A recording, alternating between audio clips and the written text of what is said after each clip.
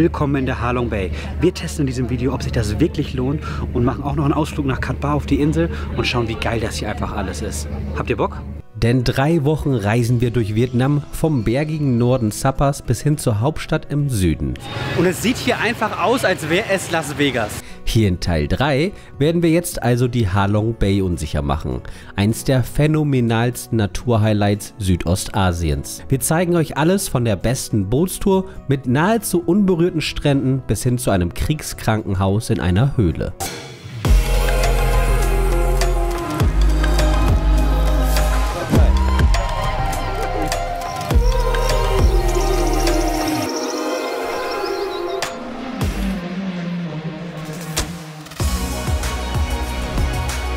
Anstrengend.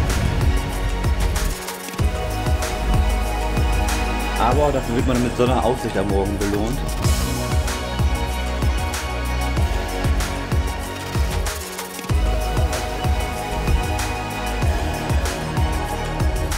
Was ein geiler Sequence-Strand.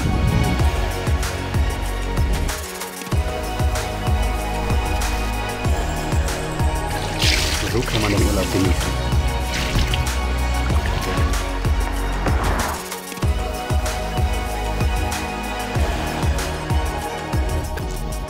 Guten Morgen, ihr seht, hinter mir ist Cat Ba, eine Insel. Wir sind jetzt schon 2,5 Stunden gefahren Richtung Cat Ba mit dem Bus erstmal und jetzt werden wir mit dem Speedboat übergesetzt, um dann die nächsten 2 bis 3 Tage da drüben zu verbringen. Aber Mike, erzähl doch mal was über Cat Ba und was wir drüben machen.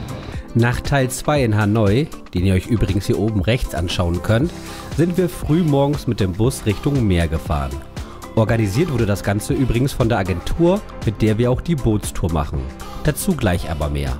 In diesem Video werden wir also 4 Nächte auf der Insel Cat Ba in der Nähe der Ha Long Bay verbringen. Eigentlich wollten wir hier nur für die Bootstour hin, aber diese Bucht und die schöne Natur, wir mussten unseren Trip einfach verlängern.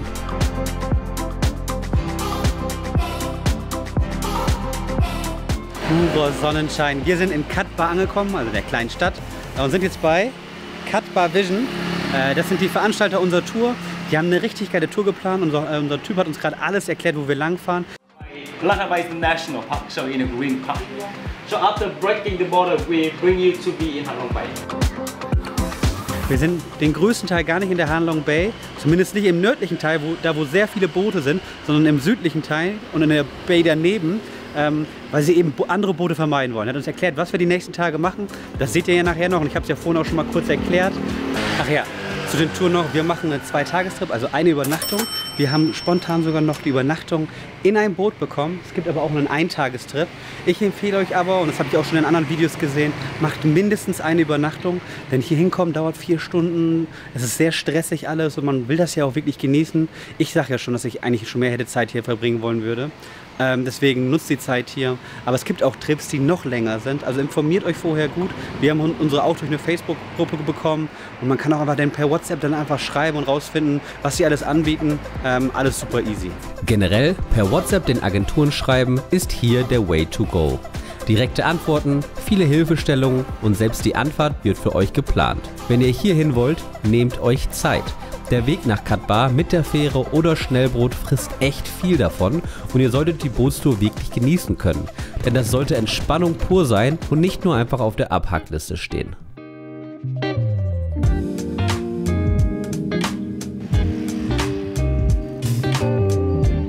Wir werden jetzt den ersten Tag aber in Cat Ba verbringen. Wir haben hier ein geiles Hotel, das ich gleich euch zeigen werde.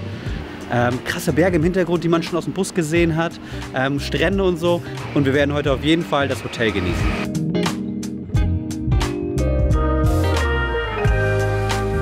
Das ist unser Hotel. Das Zimmer ist schon mega geil, richtig groß. Und haben wir so eine Aussicht, Leute. Wir haben eine Skybar mitten im Pool oben drin. Richtig, richtig schön. Ich bin ehrlich, das ist das teuerste Hotel auf diesem Trip. Aber Skybar und Pool, muss ich da noch was sagen? Schaut euch mal diese Aussicht auf die Bucht an.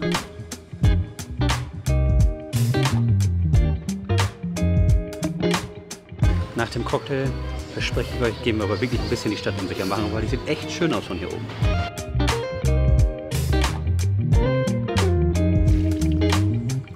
Okay, kleines Update. Nach 2 Cuba Libres haben wir uns entschieden, und ihr habt es ja schon am Anfang des Videos gehört, wir wissen es aber erst jetzt, wir bleiben länger hier. Wir hängen noch 2 Tage dran, um auch ein bisschen die Insel uns anschauen zu können am Anschluss und werden dafür Hue skippen.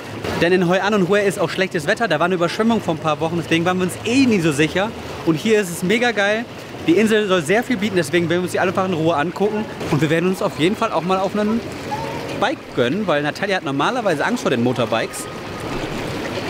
Diesmal werden wir uns aber ein Motorbike gönnen, weil es hier super ruhig auf der Insel ist und echt nicht hügelig und richtig schöne Straßen. Hier treffen wir echt viele, die morgens hin und abends wieder zurückfahren und es am Ende bereuen. Haltet eure Planung offen, damit ihr eben auch unscheinbare Orte erkunden könnt und vielleicht ein neues Highlight wie dieses für euch entdeckt.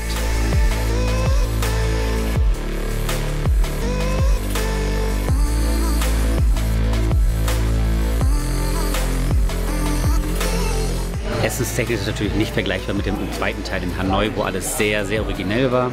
Hier sind es eher richtige Restaurants, wo es eben verschiedene Sachen gibt. Wir haben uns entschieden, Natalia wird Bun Bun Nam Bo haben. Das hatten wir ja schon in Hanoi und war richtig lecker. Wir werden natürlich auch noch Fried Spring Rolls nehmen und ich werde mal was mit Chicken nehmen. Generell, hier sind die Preise ein bisschen teurer als auch auf dem Festland. Ich habe aber auch noch einen krassen Banh Mi Platz gefunden. Den werden wir aber nach der Bootstour machen. Hier gibt es auf jeden Fall noch ein paar gute Highlights, die wir uns gönnen werden. Das Essen war akzeptabel. Ich meine, immer noch besser als alles, was wir an vietnamesischer Küche in Deutschland gewohnt sind. Aber dennoch ist Cat Ba eben ein kleiner Touri-Ort und hat nicht viele kulinarische Highlights. Dafür macht die Natur das alles wett. Deswegen springen wir mal direkt in Teil 2 mit solchen Highlights.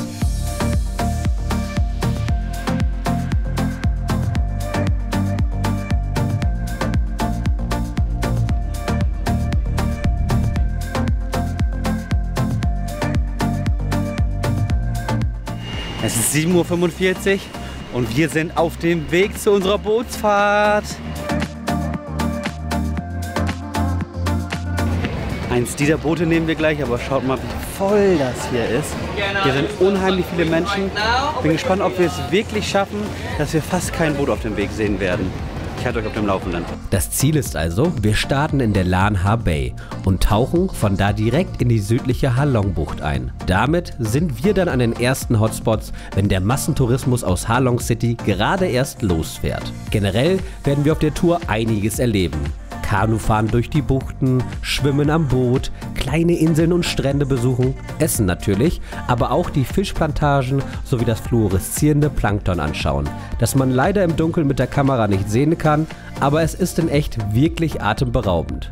Naja, jetzt fahren wir aber erstmal los.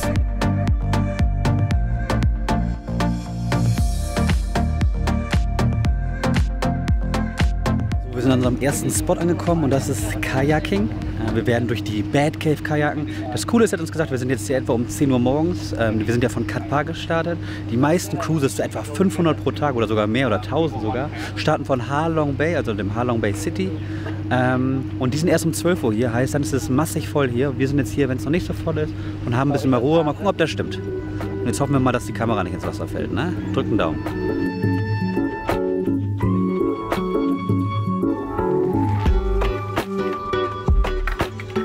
Sound ist ein bisschen schlechter, weil ich jetzt eben nicht das Mikrofon mit habe, um ein bisschen sicherer zu sein.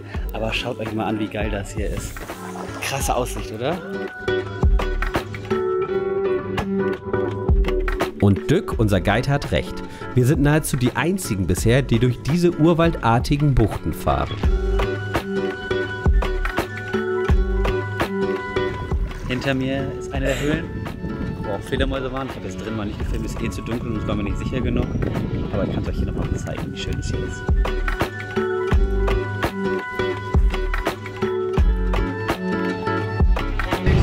Die Kajakfahrt war richtig geil. Wir haben 2 Caves gesehen, leider keine Fledermäuse, aber es war richtig schön. Hat sich so ein bisschen angefühlt, als würde man den Anduil, also aus Herr der Ringe, entlang fahren. Wir sind auch relativ früh da ja gewesen und wir haben echt gesehen, als wir rausgefahren sind, wie viele andere Boote gekommen sind. Deswegen nehmt euch eine Fahrt, die hier früh ankommt, aber genießt mal diesen Ausblick. Jetzt gehen wir zu einem Punkt, wo wir schwimmen dürfen. Unser Boot bekommt einen Spot, an dem nicht sehr viele halten. Und während ich mir meine Drohne schnappe, um diese Aussicht zu filmen, springt Natalia ins kühle Nass.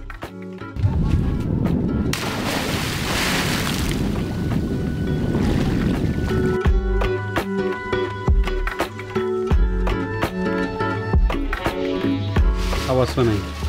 Very good.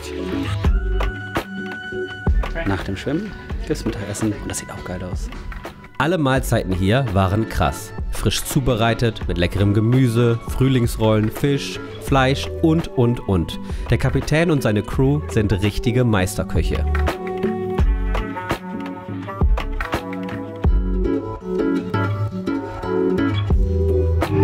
Zwischenfazit. Die Tour ist echt sehr angenehm. Das Essen war sehr lecker. Wir haben jetzt einmal schon eine Pause gemacht, um schwimmen zu gehen, einmal um Kajak zu fahren. Wir werden gleich nochmal schwimmen gehen, aber wir sind da schon eine Stunde wieder hier durchgefahren. Und die Bucht ist echt wunderschön. Hier gibt es wirklich hunderte Inseln. Alle sind einzigartig. Man fragt sich die ganze Zeit, wie viele davon wirklich wohl komplett schon erkundet wurden. Aber auf jeden Fall ist es hier echt sehr, sehr, sehr schön. Wir haben natürlich auch Glück mit dem Wetter. Ich glaube, bei schlechtem Wetter ist es so, naja, jetzt wird es langsam bewölkt, aber mal gucken, was wir heute noch sehen. Wir werden heute Nacht auch auf dem Boot hier schlafen. Morgen früh werden wir wieder kajaken. Wir werden auch ein richtiges Fischerdorf sehen, also so ein Fischerdorf, das auf dem Wasser ist und so eine Art Fischfarm ist. Also die Leute fangen ihre Fische und dann werden die da gezüchtet. Seht ihr nachher? Ja. Mal gucken, was wir sonst noch sehen. Wie ihr merkt, so viele verschiedene Sachen sind es eigentlich nicht. Und natürlich kann man das an einem Tag abdecken. Aber die Zeit auf Deck, in der Sonne, in der Natur, das ist das eigentliche Highlight.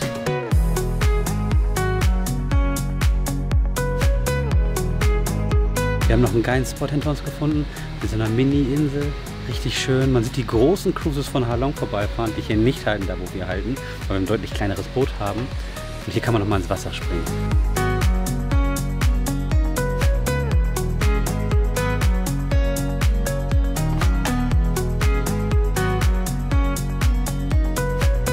Da auf die kleine Insel, das ist wirklich James Bond Feeling vom Feinsten.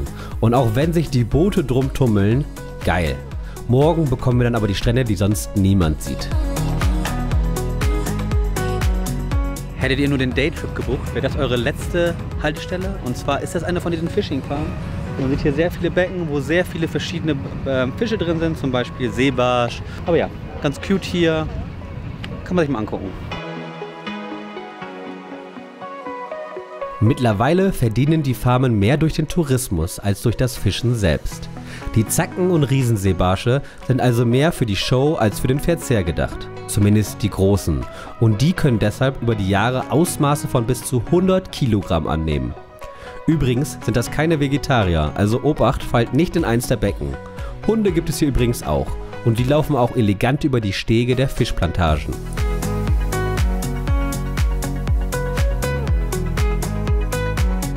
Die Sonne geht langsam unter. Wir sind jetzt auf unserem neuen Boot. Da hinten seht ihr unser altes Boot wegfahren. Das hier hat eine Bar. Auch nicht schlecht. Wir haben unseren Raum bezogen, King's Room, und damit wird nicht gelogen. Also ich habe mit vielem gerechnet, aber nicht mit so einem krassen Zimmer, mit einer riesigen Dusche und dann dieser Ausblick. Das gönne ich mir mal. Wir bleiben jetzt hier und schauen uns den Sonnenuntergang an und dann fahren wir über die Übernachtungsarea und da werden wir, glaube ich, nochmal kajaken. Mega geil. Das ist einer der schönsten Sonnenuntergänge, die ich in meinem Leben genießen durfte. Und das bekommt ihr übrigens nur mit, wenn ihr über Nacht bleibt. Lohnt sich also.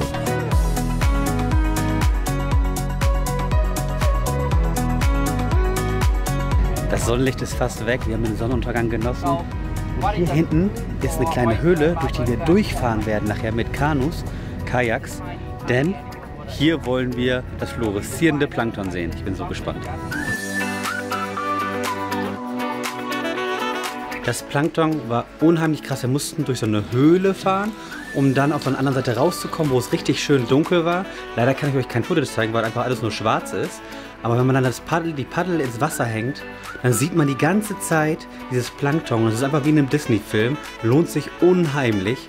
Wir genießen jetzt aber noch den Abend und morgen früh geht es dann wieder kajaken und noch an den Strand. Also bis morgen früh. Generell der Rest des Tages war echt unterhaltsam.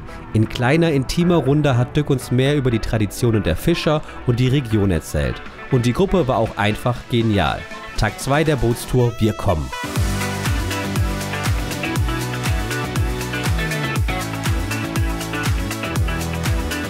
Guten Morgen, die Nacht war ganz okay, ab und zu ist der Motor angegangen, aber dafür wird man mit so einer Aussicht am Morgen belohnt. Richtig schön, mal schauen, was der Tag jetzt bringt. Nach dem Frühstück geht's wieder auf das Kajak und diesmal zu einem verlassenen Strand, zu dem die großen Boote einfach nicht kommen. Eine Insel mit Urwald und nur für unsere Gruppe. Das hat Abenteuerfeeling. Das ist wahrscheinlich der schönste Morgen, den wir in Vietnam verbringen dürfen. Nebenbei haben wir auch noch einen Fischer getroffen, der in alter Familientradition Krebse und Co. fängt und hier auf dem Wasser lebt. Einfach eine andere Welt. So, wir kommen zum Ende unserer Tour. Wir dürfen hier noch mal schwimmen, kriegen nachher noch Essen, lassen den Nachmittag schön ausklingen.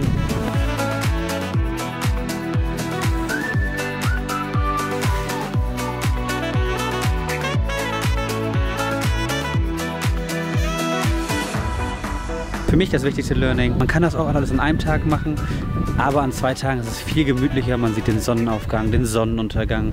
Man hat wirklich genug Zeit beim Kajaken, genug Zeit beim Schwimmen und muss sich nicht stressen lassen und kann endlich mal wirklich einen Urlaub genießen.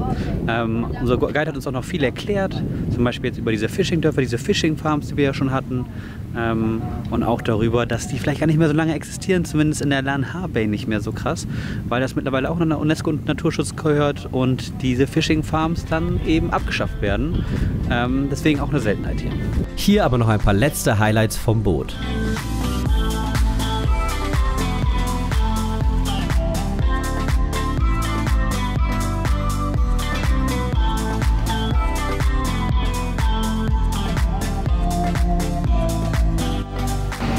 Wir sind zurück in Cat Ba und sind jetzt in die Seitenstraßen gegangen, denn da soll das gute Essen sein. Und hier testen wir Banh Mi Hoi An, eine Spezialität aus Hoi An, wo wir eh noch hinfahren werden in den nächsten Tagen. Das soll richtig geil schmecken. Keine englische Karte, sieht sehr schön aus. Ich bin richtig gespannt.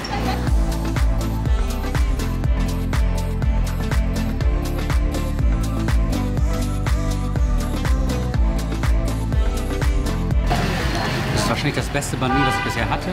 Hat mehrere Fleischsorten, leckeren Salat. Die Soße ist leicht süßlich, hat was Senfiges, aber auch was Honiges. Vielleicht eine Honig-Senf-Soße, aber auch eine leichte Schärfe drin. Schmeckt richtig gut, ist gut kross gebraten. Ist sogar besser, würde ich sagen, als die Banh Mis, die ich in Hanoi hatte, im zweiten Teil. Also auf jeden Fall lohnenswert, geht nicht in die Restaurants direkt am Strand hier, sondern geht weiter rein in den Dorf. Da habt ihr richtig geile Sachen. Und zum Schluss geht's jetzt endlich mit dem Scooter ins Landesinnere. Hallo. Wir sind jetzt in Cat Ba. Ich habe ja gesagt, wir holen uns ein Motorbike. Super easy. Wir sind einfach zu so einem Laden gegangen. Der hat einfach gesagt 100.000, nicht mal genug nach dem Ausweis gefragt oder Führerschein. Und jetzt machen wir unsere Highlights hier. Unser Ziel: Strandfeeling, Kultur und Natur. Mal schauen, was die Insel neben den Bootstouren also noch so zu bieten hat. Und unser erstes Ziel ist eine Höhle mitten im Urwald, dem Naturschutzgebiet der Insel. Gut, dass Cat Ba so klein ist, denn man kommt sofort zu allen Sehenswürdigkeiten richtig schnell. Wir waren zum Beispiel jetzt bei der Hospital Cave, also in einem Krankenhaus, in einer Höhle. Gemacht damals im amerikanisch-vietnamesischen Krieg. Das haben die Amis übrigens nie gefunden. Und der Guide hat uns echt viel erklärt darüber, wie sie damals da drin gelebt haben und versucht haben, damals Menschenleben zu retten. Man merkt sehr krass, wie die Vietnamesen sich halt mit allem beholfen haben, um irgendwie durch den Krieg zu kommen. Echt krass. Sehr beeindruckend auch, aber auch sehr hart, wenn man sieht, was für kleine Räume die da hatten. Alles sehr dunkel, sehr Beton, natürlich keine Fenster. Man hat uns auch erklärt, dass sie teilweise keine Proteine zu essen hatten und dann gewartet haben, bis die Amerikaner hier wieder was zugebombt haben, um dann in den Flüssen und so zu schauen, ob da irgendwelche toten Fische drin liegen. Man merkt also, versucht irgendwie zu helfen. Trotzdem aber auch krass, wenn man hier rumguckt. Hier ist überall Urwald und man sieht die Höhle auch einfach nicht von außen, wirklich krass. Und wurde echt nie gefunden. Es ist echt hart, diese Elemente des Krieges so vorgeführt zu bekommen. Der Vietnamkrieg ist ein einschneidendes Erlebnis für die gesamte vietnamesische Bevölkerung. Selbst hier auf entlegenen Inseln merkt man es also an jeder Ecke.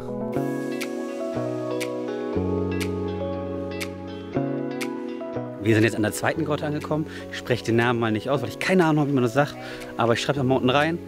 Falls ihr übrigens den Weg sucht, es gibt ja nicht nur eine Straße und die fährt quer durch den Cat Ba National Park und es sieht mega geil aus, weil man überall diesen Urwald um sich rum hat.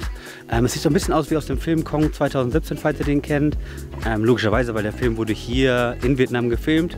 Deswegen passt das so ein bisschen hier rein. Wir sind jetzt in einer Höhle, die sehr viel dafür steht, für die Region, weil es in der Cat Ba Region generell super viele Höhlen gibt. Deswegen bin ich mal gespannt, so eine Höhle von innen zu sehen. Die Höhle ist schön ausgeleuchtet, man sieht hier die Stalaktiten sehr gut und sieht eine richtig geile Form und gerade sind wir komplett allein hier, mega geil. Die Höhle ist echt super lang, man geht teilweise durch sehr kleine, enge Tunnel, ihr seht's, ne? Ich muss hier hocken und wir müssen uns hier schon fast durchkriechen, aber es ist echt mega schön hier. Der Nationalpark lohnt sich und man kann hier sicher noch viel mehr Zeit verbringen. Aber wir haben uns gedacht, es wird noch mal Zeit für einen Strand zum Abschluss in Cat Ba. Wir sind am Strand, da gibt es mehrere von, passt aber auf, ne? Einige sind Privatstrände hier, die zu den Hotels gehören. Wir haben aber einen coolen gefunden, wo wir nur 10 Dong bezahlen mussten, um unser Motorbike zu parken. Der Strand ist wunderschön, hier werden wir jetzt den Nachmittag genießen. Man kann hier übrigens auch drumherum hiken und von Strand zu Strand gehen, aber wir werden einfach mal nur den Strand genießen. Der Strand, der zu diesem Hotel gehört, ist echt gut. Sehr warmes Wasser, alles sauber, so stelle ich mir meinen Sommerurlaub im Winter vor. Wenn ihr weniger touristische Ecken wollt, dann gönnt euch Viet Hai oder entlegenere Orte, die man nur mit Booten erreichen kann. Für uns war das hier aber so perfekt.